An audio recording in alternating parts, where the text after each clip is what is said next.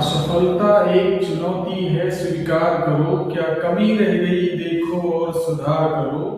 असफलता एक चुनौती है, स्वीकार करो, क्या कमी रह गई देखो और सुधार करो। जब तक न सफल हो नींद चैन को त्यागो तुम, संघर्षों का मैदान छोड़ मत भागो तुम। कुछ किए बिना ही जय जयकार नहीं होती, कोशिश करने वालों की कभी हार नहीं होती। कोशिश करने वालों की कभी हार नहीं होती। हेलो दोस्तों, मैं अमन कुमार आपका इस अपने YouTube चैनल पर स्वागत करता हूं। पिछली क्लास में जो आपका चैप्टर था त्रिकोणमिति, उसके हम लोगों ने जो एप्लीकेशन वाला चैप्टर था और जो त्रिकोणमिति चैप्टर है उन दोनों चैप्टर के महत्वपूर्ण क्वेश्चंस को वहां पर डिस्कस किया। आज हम लोग एक और नए चैप्टर जिसका नाम है समांतर श्रेणी, और उसको हम लोग इंग्लिश में यानी कि अरिथमेटिक प्रोग्रेशन कहते हैं, उसके बारे में बात करेंगे। तो समांतर श्रेणी को पढ़ने से पहले कुछ और महत्वपूर्ण बातों को पढ़ना जरूरी होता है। जैसे यहाँ पर बात करेंगे सबसे पहले अनुक्रम की, यानी अनुक्रम क्या होता है। तो अगर देखा जाए जो संख्याएं होती हैं उनको अगर किसी एक निश्चित क्रम में और किसी एक निश्चित नियम के अनुसार लिखा जाए तो जो वहां पर एक यानी कि जो अरेंजमेंट बनता है उसको हम लोग अनुक्रम कहते हैं। तो चलिए देखते हैं वन बाय वन करके। और आज की इस क्लास में इस जो महत्वपूर्ण चैप्टर आपका समांतर श्रेणी है उसके सभी महत्वपूर्ण फार्मूलों को और जितनी भी महत्वपूर्ण बातें हैं उन सभी को आज की इस क्लास में डिस्कस किया जाएगा। तो बिना स्किप किए हमारी इस वीडियो को कंटिन्यू देखिए।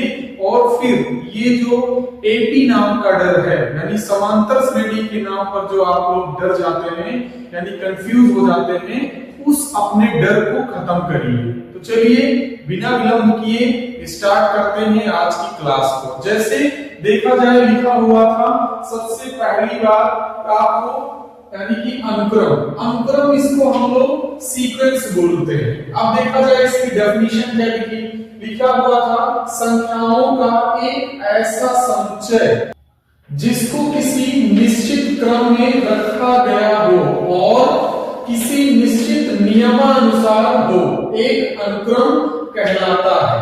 जैसे एग्जांपल की बात किया जाए 1, 3, 5, 7 एंड सो ऑन, ये अनुक्रम लिखा हुआ था। दूसरा एग्जांपल लिया गया 2, 5, 8, 11। तो अगर यहाँ पर इन नंबर्स को देखा जाए तो पहली बात तो ये कामा लगा करके लिखे हुए हैं, और दूसरी चीज ये एक असेंडिंग ऑर्डर में नंबर लिखे हुए हैं, बढ़ते क्रम में नंबर लिखे हुए हैं।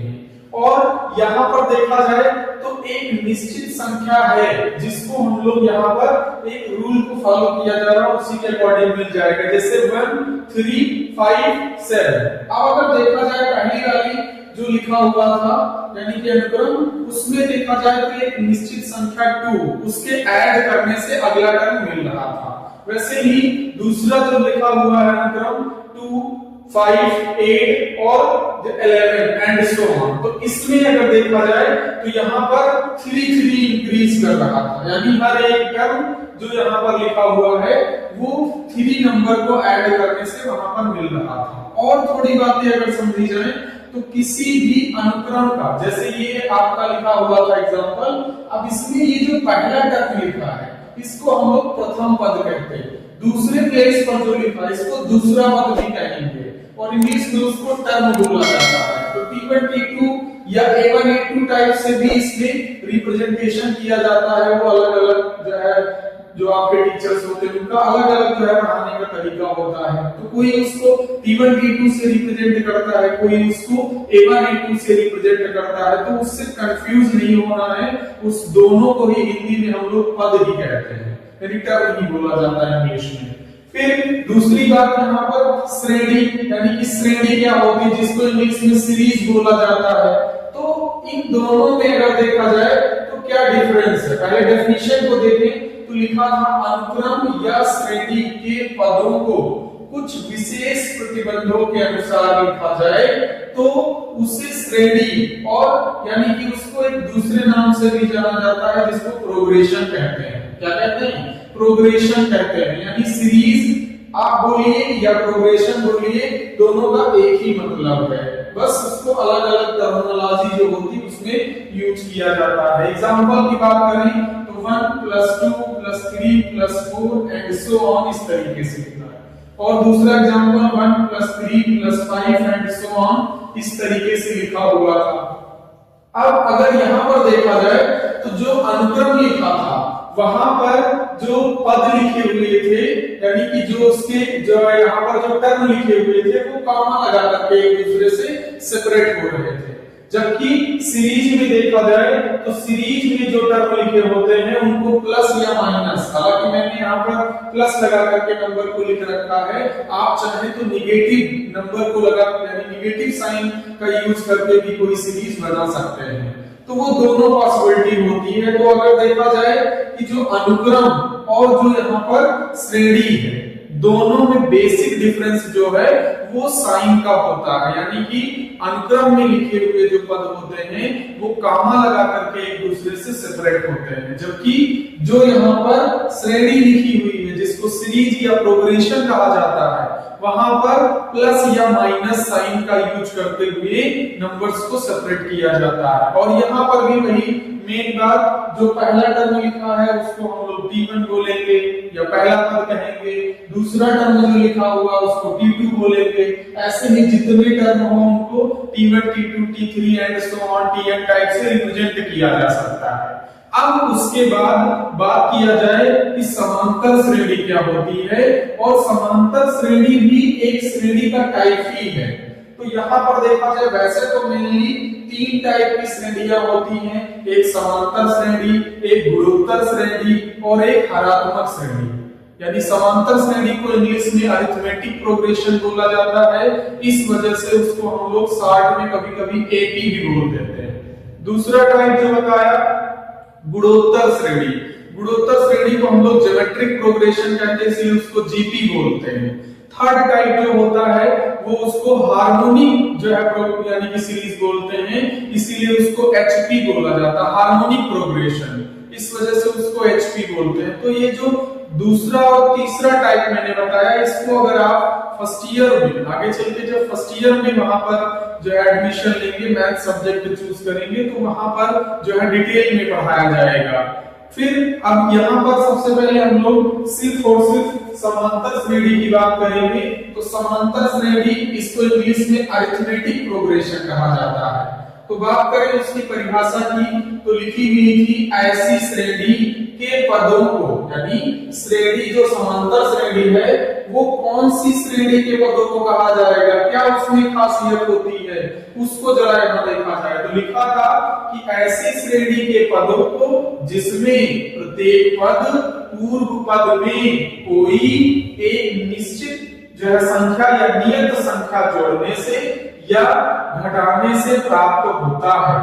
समांतर श्रेणी ब्रैकेट में एपी लिखा हुआ था कहते हैं, और नियत संख्या को सारांतर या सर्वांतर या फिर उसको एक तीसरा नाम पदांतर, यानी कि तीनों को इंग्लिश में कॉमन डिफरेंस ही बोला जाता है। तो यानी कॉमन डिफरेंस कहते हैं, यानी ओवरऑल ये समझ में आया कि कोई समांतर श्रेणी एक ऐसी समांतर श्रेणी होती है जिसके पदों को, यानी कि जो कोई पद लिखे होंगे उसमें कोई, यानी कि उसके ठीक आगे का और ठीक बाद का पद अगर आपको पता करना है तो उस जो है श्रेणी का कोई पद एक ले लीजिए और उसके ठीक आगे वाला पद या ठीक बाद वाला पद पता करने के लिए उसमें एक निश्चित संख्या या तो जोड़नी पड़ रही होगी या घटानी पड़ रही होगी, और वह संख्या जो एक निश्चित जिसको आप बोल रहे हैं या नियत संख्या जोड़ने या घटाने से कोई अगला टर्म मिल रहा है, उसी नियत संख्या को यहाँ पर सारांतर या पदांतर या कॉमन डिफरेंस ये बोला जाता है। तो थोड़ा इस चीज को समझेंगे, और कॉमन डिफरेंस को स्मॉल डी से रिप्रेजेंट किया जाता है, कॉमन डिफरेंस को स्मॉल डी से रिप्रेजेंट करते हैं। और यहाँ पर देखा जाए फिर हम लोग बात करें सीधे एग्जाम्पल की, तो एग्जाम्पल में 1, 3, 5, 7, 9 एंड सो ऑन इस तरीके से लिखा हुआ था। दूसरा एग्जाम्पल 8, 5, 2, -1, -4 इस तरीके से लिखा हुआ था। थोड़ा अगर हम लोग यहाँ पर बात करें, जैसे ये पहला टर्म लिखा है तो इसको T1 रिप्रेजेंट कर सकते हैं, दूसरा टर्म जो लिखा हुआ है इसको T2 रिप्रेजेंट किया जा सकता है, वैसे ही T1, T2, T3 करके इसको समझ सकते हैं। अब यहाँ पर अगर देखा जाए तो जो है ये जो टर्म लिखे हुए थे ये एपी में है, समांतर श्रेणी में है, अरिथमेटिक प्रोग्रेशन में है। और यहाँ पर अगर उस नियत यानी संख्या की बात किया जाए तो आप देख सकते हैं 1 से 3 हो गया, 3 से 5, 5 से जो है 7 हो रहा, 7 से 9, तो इसका मतलब 2 ये जो है प्लस हो रहा है हर नंबर में यहाँ से, जो है तब जाकर के ये जो है 80 बन करके तैयार होगी। जबकि दूसरे वाले एग्जांपल में यहाँ पर देखा जाए तो यहाँ पर संख्याएं क्या हो रही थी, डिक्रीज हो रही थी। जैसे 8 से ये 5 हो गया, 5 से ये 2 हो गया, 2 से ये -1 हो गया। तो यहाँ पर ये अगर हम लोग बात करें तो 3 माइनस हो रहा था, इस तरीके से ये जो है एपी बनी हुई थी। अब उसके बाद हम लोग बात करेंगे कि जो समांतर श्रेणी होती है उसका मानक रूप कैसा होता है, क्योंकि मानक रूप अगर पता हो तो वहां पर प्रथम पद और डी की हेल्प से कोई भी आप जो है श्रेणी बना सकते हैं, यानी उसके कितने भी पद आपसे पूछ लिए जाएं आसान तरीके से बताया जा सकता था। तो वही सबसे पहले बात किया जाएगा समांतर श्रेणी का मानक रूप, स्टैंडर्ड फॉर्म ऑफ एपी। तो अगर देखा जाए ए यानी प्रथम पद था, डी उस एपी का समांतर है यानी कि समांतर माध्य है, तो जो यानी कोई मानक रूप होता है वो कुछ इस तरीके का लिखा होता है, जैसे यहाँ लिखा हुआ था a plus b, a plus 2d, a plus 3d and so on, यानी कि इसमें जो है ढेर सारे पद हो सकते हैं, जितनी रिक्वायरमेंट होती वैसे ले लेते हैं। अब थोड़ा इस मानक रूप पर बात करेंगे। अगर इसको आप ध्यान से देखिए तो जो पहला पद लिखा हुआ था उसमें एक भी डी नहीं है, जबकि जो सेकंड टर्म लिखा था उसमें a plus d लिखा हुआ है। थर्ड टर्म की बात की जाए तो a plus 2d लिखा हुआ था। फोर्थ टर्म की बात किया जाए तो a plus 3d लिखा हुआ था। तो आपको नहीं लगता है कि यहाँ पर जितने नंबर का टर्म लिखा हुआ है उसमें अगर देखें तो a plus एक कम d लिखा हुआ है। जैसे यहाँ पर एक आइडिया समझ में आया कि जैसे पहला जो टर्म लिखा तो उसमें एक भी d नहीं, दूसरा टर्म लिखा था तो उसमें एक डी आ गया, जो है तीसरा टर्म लिखा था तो a plus 2d हो गया। इसका मतलब ये हुआ कि अगर आपसे 100वां पद पूछ लिया जाए तो बताइए कितना हो जाएगा, a plus 99d हो जाएगा। कितना हो जाएगा, 99d हो जाएगा। जैसे आपसे पूछ लिया जाए 10वां पद बताइए, मतलब T10 बताइए, तो आप a plus 9d जैसा लिखेंगे। वैसे ही नेक्स्ट अगर पूछ लिया जाए 16वां पद बताइए, जैसे a plus 15d हो जाएगा। दरअसल यहाँ पर आपको एक ऑब्जेक्टिव का क्वेश्चन मैं प्रिपेयर करवा रहा हूँ, क्योंकि ऑप्शनल में है तो ऑप्शनल में ऑब्जेक्टिव क्वेश्चन बहुत पूछा जाता है। आपको श्रेणी का प्रथम पद पता होगा, सार्वत्तर पता होगा, कहा जाएगा इस एपी का 13वां पद निकालिए, इस एपी का 10वां पद निकालिए। तो 10वां पद जब भी निकालना होगा तो ये वाला थोड़ा कॉन्सेप्ट यूज करना, आसान तरीके से लिख लिया जाएगा। कितने भी नंबर का पद पूछा जाए, जैसे एक और मैं एग्जांपल देता हूं, आपसे पूछ लिया जाए T50 का मतलब 50वां पद लिखिए किसी एपी का, तो उसके लिए यहाँ पर a plus 49d टाइप की चीज सॉल्व करनी होती है। ये थोड़ा ध्यान रखेंगे तो ऑब्जेक्टिव का क्वेश्चन आसान तरीके से सॉल्व हो जाएगा। फिर नेक्स्ट बात किया जाए सारवंतर। सारवंतर जो होता है उसको इंग्लिश में कॉमन डिफरेंस बोला जाता है। अब किसी श्रेणी के कोई दो क्रमागत पद अगर ले लिया जाए तो उसके हिसाब से अगर वहां पर सारवंतर पता करना हो, जिसको हम लोग डी कहते हैं, तो डी के लिए फार्मूला लिखा था दूसरा पद माइनस पहला पद। कहने का मतलब दूसरे पद में से पहले पद को माइनस कर दीजिए तो वहां पर सारांतर डी निकल आता है। उसी को मैथ की भाषा में दूसरे हिसाब से लिख दिया गया। दूसरे टर्म को T2 बोला जाता है, पहले पद को T1 लिखा जाता है, इसीलिए D बराबर T2 माइनस T1 टाइप का लिख दिया गया। फिर उसके बाद में किसी श्रेणी का nवां पद आपसे पूछा जाएगा, तो किसी श्रेणी का nवां पद लिखने का फार्मूला यहाँ पर क्या होता है, तो Tn इज इक्वल टू nवें पद को Tn से लिखा जाता है या फिर उसको An भी हम लोग रिप्रेजेंट कर लेते हैं, दोनों बातें सही हैं।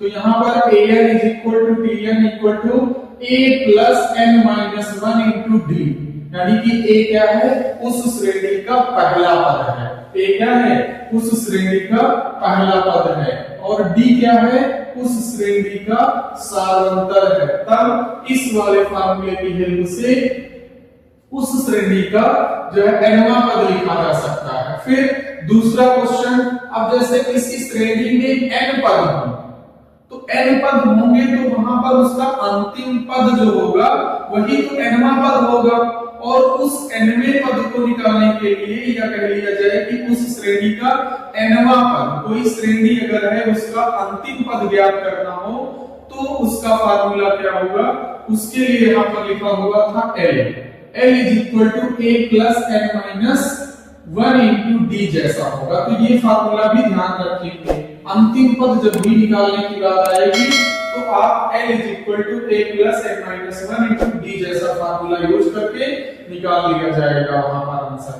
दूसरा क्वेश्चन लिखा था, ये भी क्वेश्चन बहुत पूछा जाता है, कई बार आया हुआ क्वेश्चन है, अंत से nवां पद ज्ञात करना। तो उसके तो अलग अलग तरीके से ज्ञात किया जा सकता है।